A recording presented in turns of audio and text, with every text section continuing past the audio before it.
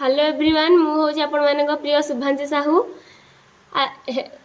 आज ये वीडियो रे मु आपण मानू देखे आज गोटे फेस रिलेटेड गोटे जिनसटे बनई यह द्वारा आम हाथ माने टिके ग्लो करिवो। देखो मो हाथ एबे माने केते शुष्क अच्छी केमती कला देखा जाउची आ मु एबे एटा एटा जोटा लगे सारा पर मो हाथ केते ग्लो करिवो तापर आपण माने देखिबे।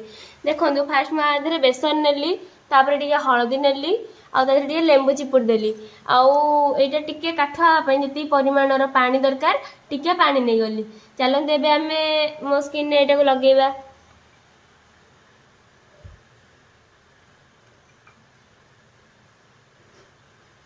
आपण चाहे एटा को मुहरे आ गोड़े भी लगे पारिबे।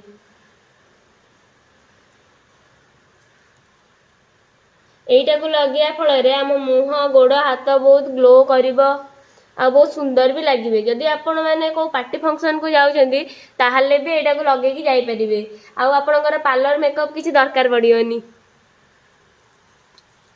आमे एटा को लगे सला परे किछि समय मसाज करिबा।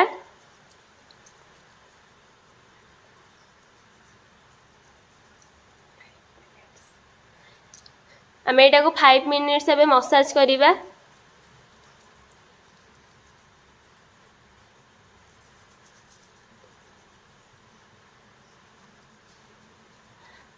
आपण चाहे ए महू भी पकई पारे।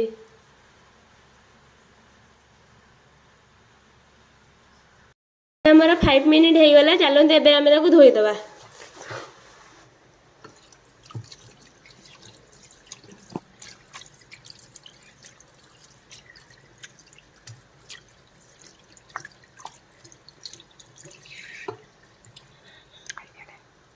देखते एबे मो हाथ केते ग्लो करुची। मु तो एटा को अप्लाई करके बहुत खुशी अच्छी। आपण मैंने भी अप्लाई करके तार रिजल्ट देखि पारि।